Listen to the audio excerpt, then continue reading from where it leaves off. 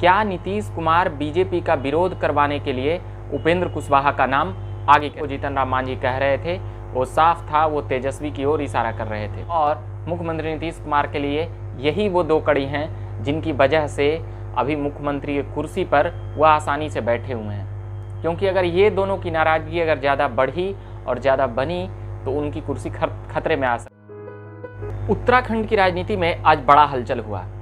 त्रिवेंद्र सिंह रावत के इस्तीफे के बाद कार्यवाह मुख्यमंत्री बनाए जाते हैं। उसके बाद फिर तीरथ सिंह रावत का नाम मुख्यमंत्री के लिए आगे हुआ और वह उत्तराखंड के मुख्यमंत्री हुए। इन 20 सालों में 9वें मुख्यमंत्री के रूप में त्रिवेंद्र सिंह रावत का नाम आगे आया। बीजेपी में वो संघ से आए हैं और संघ के प्रचारक भी रहे हैं और एबीवीपी के कार्यकर्ता भी रहे हैं।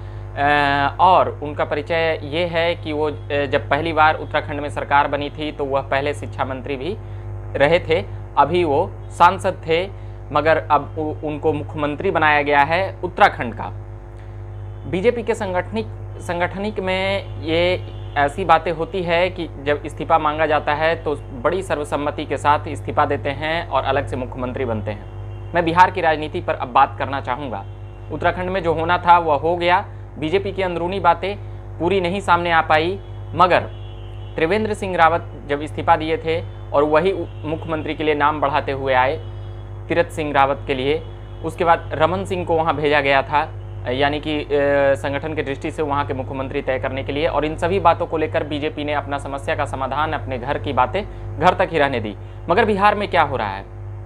बिहार में उपेंद्र कुशवाहा और नीतीश कुमार के नज़दीकी होने के बाद बीजेपी में नाखुशी देखी जा सकती है।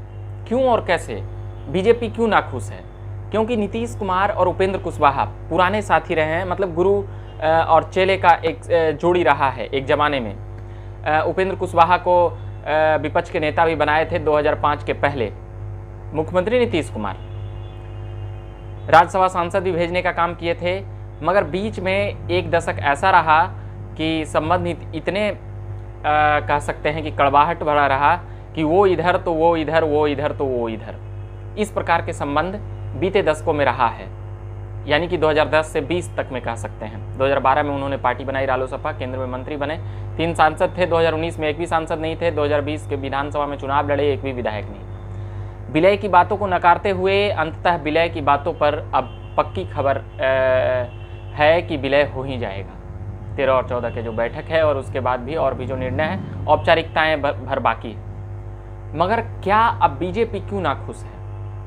क्या नीतीश कुमार बीजेपी का विरोध करवाने के लिए उपेंद्र कुशवाहा का नाम आगे करेंगे? बीजेपी के मुद्दों के विरोध में क्या उपेंद्र कुशवाहा आगे आएंगे?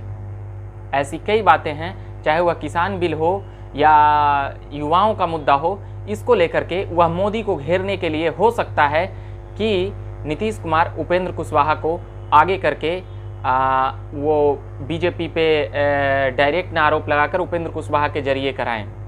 क्योंकि उपेंद्र कुशवाहा के कई नेता किसान बिल को लेकर मुखर रहे हैं और उनका कहना है कि हमारे नेता उपेंद्र कुशवाहा इन सभी बातों को लेकर केंद्र सरकार को चुनौती देते रही है तो आगे भी देगी। अब बातें यह उठती है कि नीतीश कुमार आखिर चाहते क्या हैं? क्या 2024 की तैयारी की प्रकाष्ठा लिख रहे हैं, या फिर बीजेपी को डैमेज करके जो बीजेपी का 74 सीट है उसको नीतीश कुमार पचा नहीं पा रहे हैं? जदयू का 43 सीट है। तो बीजेपी कहीं ना कहीं बड़े भाई की भूमिका में है। उनके कार्यकर्ता बार बार मुखर होकर यह बोलते रहते हैं, तो उन सभी के जवाब के लिए कहीं ना कहीं नीतीश कुमार उपेंद्र कुशवाहा का इस्तेमाल कर सकते हैं। उपेंद्र कुशवाहा के नेता तो यहाँ तक कह दिए कि हम इस पार्टी में रहें या उस पार्टी में रहें, मगर अगर नीतीश कुमार के साथ भी रहेंगे तो बीजेपी का विरोध करेंगे। तो एनडीए में रह करके एनडीए का विरोध, यानी बीजेपी का विरोध, उन केंद्र सरकार के मुद्दों का विरोध अब देखा जा सकता है। अब देखना यह है कि कब राजनीति और ज़्यादा गर्माती है और कब इन सभी बातों को लेकर नेता मुखर होकर बोलते हैं। और अब उपेंद्र कुशवाहा जिन बातों को नकार रहे थे कि हमारा विलय नहीं होगा, ये वो, अब उन सभी बातों पर विराम लग चुका है, क्योंकि अब वह भी मान चुके हैं कि हम पुराने साथी रहे हैं। जन्मदिन के बधाई से लेकर ऐसी कई बधाइयाँ दी है और भी हम बातें सुनाएंगे। एक वाकया यह हुआ जीतन राम मांझी। जीतन राम मांझी ने सन ऑफ मल्लाह के फेवर में यहाँ तक जाते हुए कह दिए कि कई लोग पचा नहीं पा रहे हैं कि मल्लाह का बेटा मंत्री बन गया है।